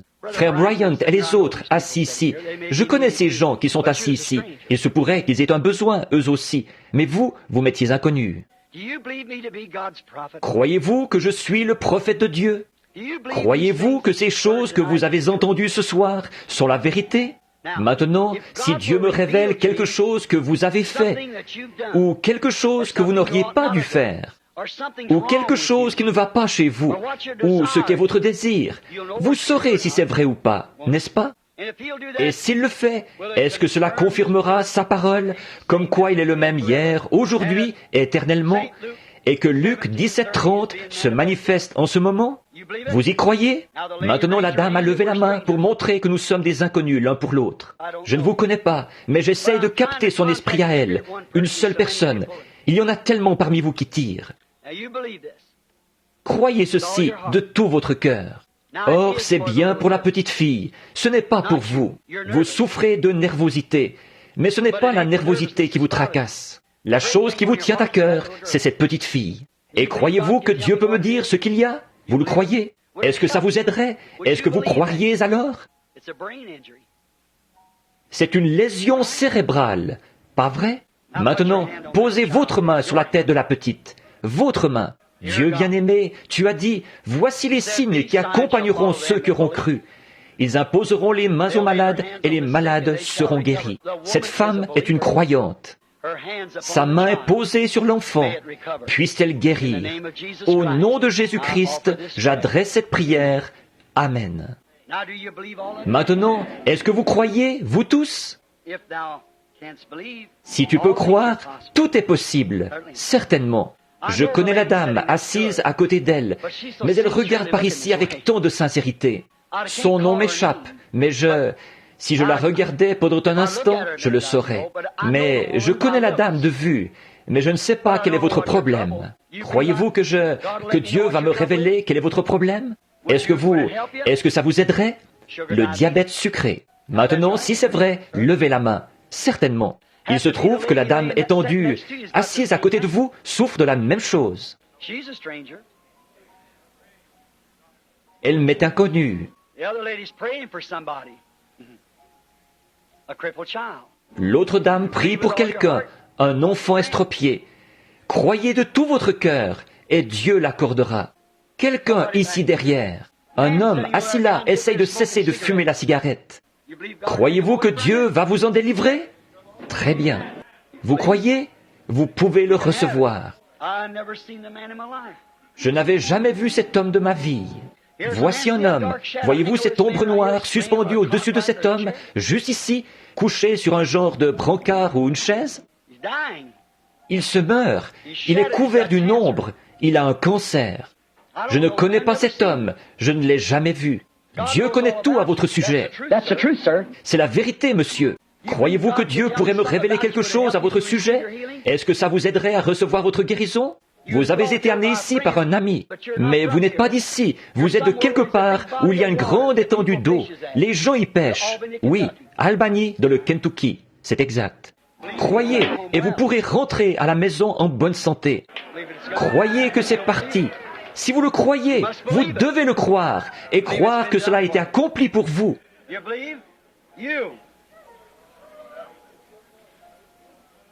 Vous croyez? Vous, du Tennessee, vous avez un garçon qui a de l'asthme. Il n'est pas ici. Mais croyez-vous qu'il sera guéri? Alors, apportez-lui votre mouchoir, là, dans votre main. Il sera guéri si vous le croyez. La dame qui pleure, qui est assise là, du côté opposé à celui où se trouve le docteur Vail. Elle est également couverte d'une ombre noire. Je n'ai jamais vu cette femme de ma vie, mais elle a le cancer. Elle mourra si rien n'est fait pour elle. Croyez-vous qu'il va vous guérir, madame? Le pouvez-vous? Vous pouvez recevoir votre guérison, si seulement vous croyez. Il y a une petite dame assise juste derrière elle, avec un mouchoir sur la bouche. Elle a un estomac ulcéreux aussi, malade. Vous avez des pertes de conscience, des éblouissements, des évanouissements. Quelqu'un vous a amené ici.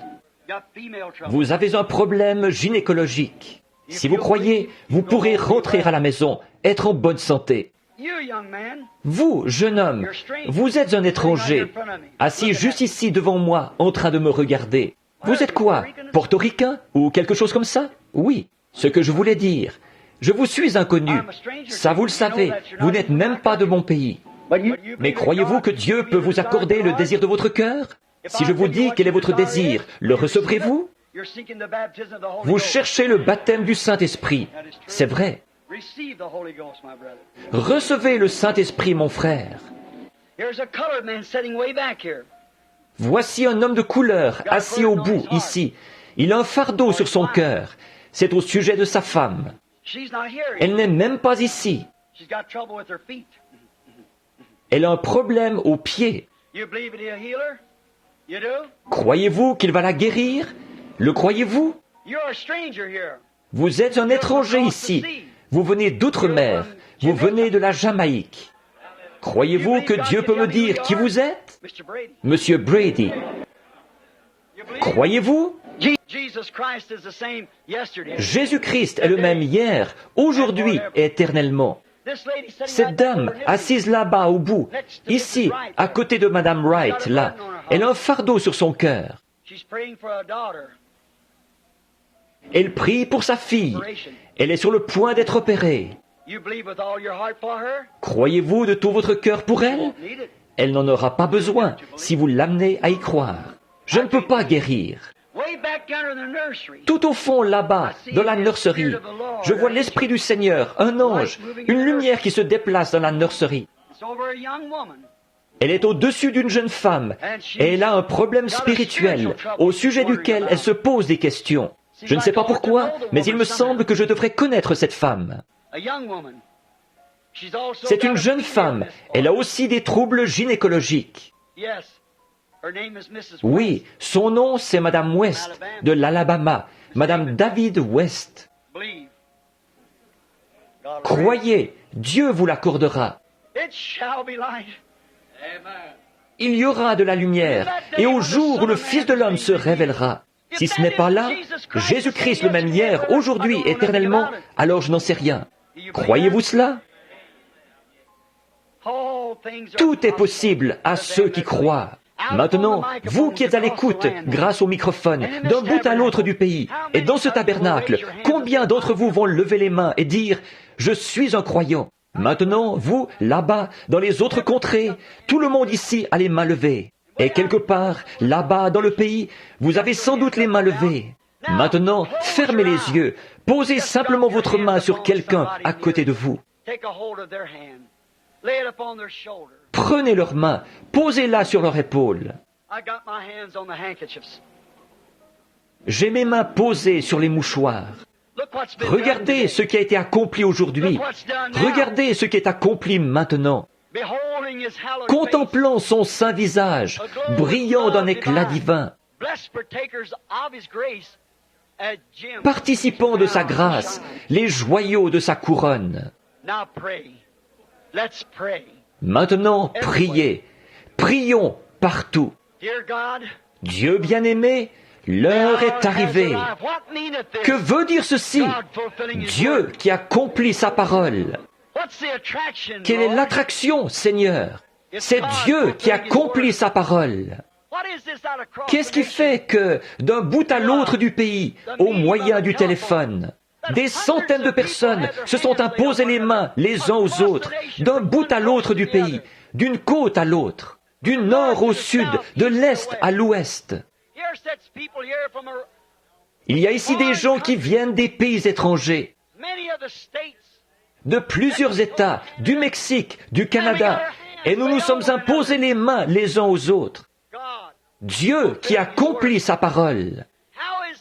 Qu'est-ce qui fait qu'une personne puisse se tenir ici par le Saint-Esprit et appeler un homme comme il l'avait fait à Simon-Pierre? Ton nom est Simon, tu es le fils de Jonas. Va chercher ton mari et viens ici. Je n'ai pas de mari. C'est vrai, tu en as 5. Elle a dit, je sais que le Messie viendra faire ces choses. Mais toi, qui es-tu? Il a dit, je le suis. Et tu es le même hier, aujourd'hui, éternellement. Et tu as promis, vous ferez aussi les œuvres que je fais.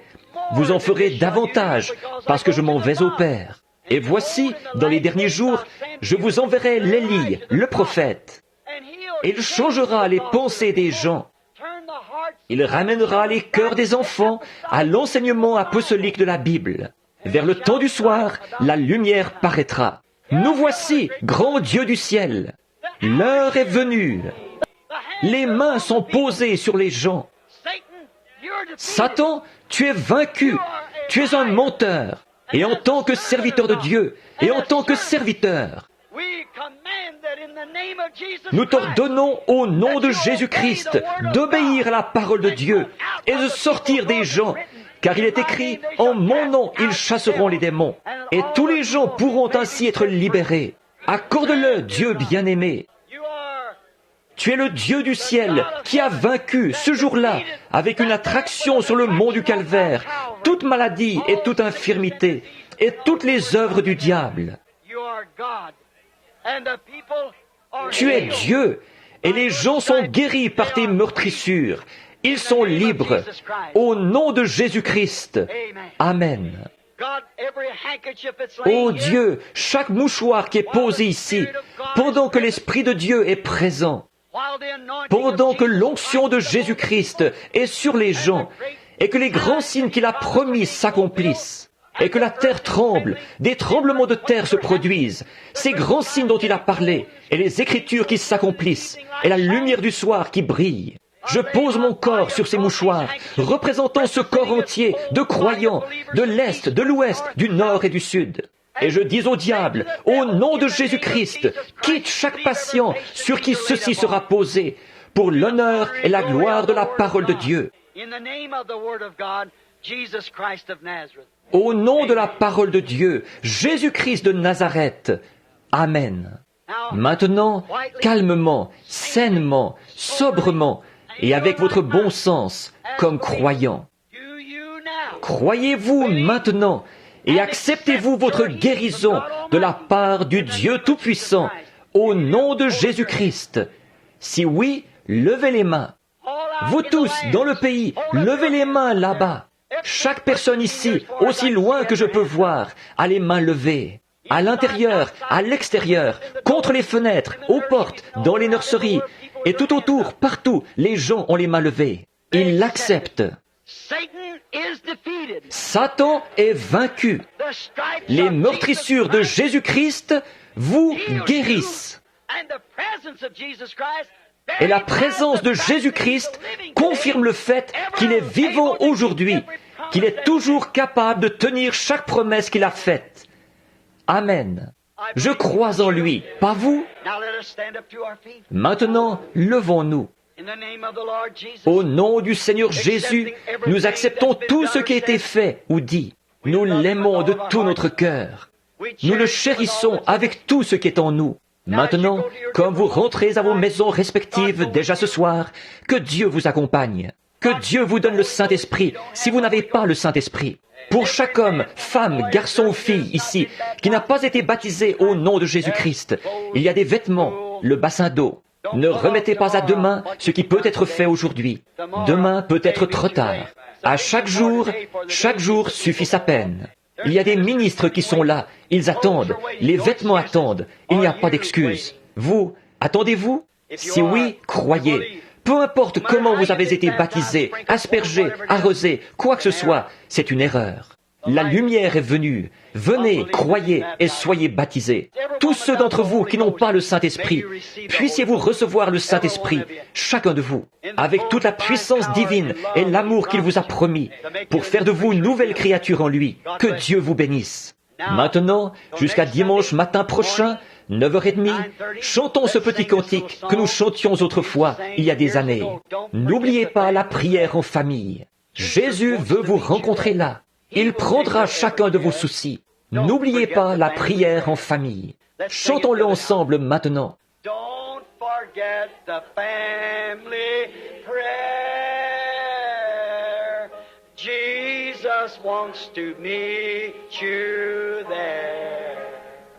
Hey, he will take your every care. Oh, don't forget the family prayer. Maintenant, pendant que nous le chantons de nouveau, serrez la main au pèlerin qui est à côté de vous. Voyez-vous, pendant que nous le chantons. Don't forget the family prayer. Oh, Jesus wants to meet you there. He will take your every care. Oh, don't forget the family prayer. Vous l'aimez, n'est-ce pas? I love him, I love Je l'aime, parce qu'il m'a aimé le premier et a acquis mon salut. C'était ça, l'attraction sur le mont du Calvaire. La même attraction sur le mont Sunset, le mont Nebo, le mont Sinaï, toutes ces expériences qui ont eu lieu sur le sommet d'une montagne. Alors, très bien, chantons-le maintenant.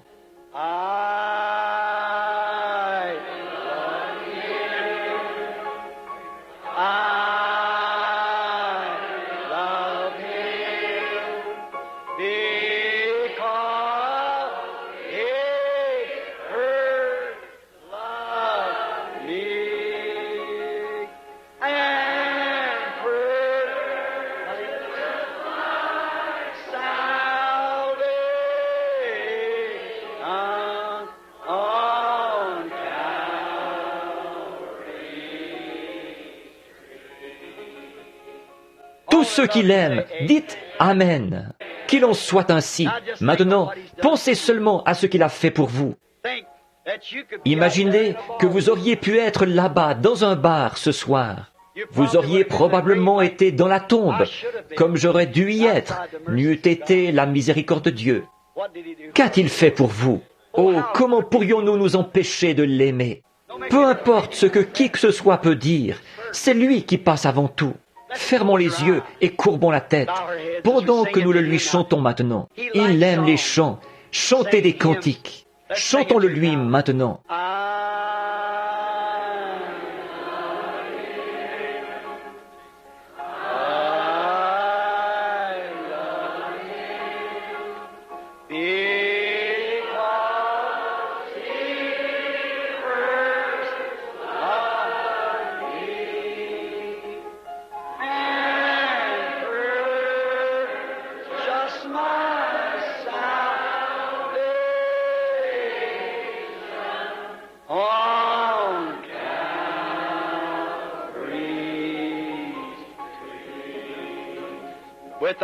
Avec nos têtes et nos cœurs inclinés dans sa présence, en reconnaissance pour ce que nos yeux ont vu, ce que nos oreilles ont entendu, ce qui est écrit dans la parole de Dieu, ce que sa promesse a été pour nous aujourd'hui. Que Dieu vous bénisse. Nous avons un invité avec nous ce soir, un frère, Ned Iverson, un ancien ministre presbytérien. Son père, ses frères sont des ministres presbytériens. D'après ce que je comprends, il a été baptisé aujourd'hui, à nouveau, au nom de Jésus-Christ. C'est un ministre et un bon. Et maintenant, je vais lui demander, comme je crois qu'il est serviteur de Dieu, de demander les bénédictions de Dieu sur cette assemblée, alors que vous retournerez à la maison. Frère Iverson, avancez-vous, pendant que nous avons la tête inclinée pour prier. Que Dieu vous bénisse, mon frère.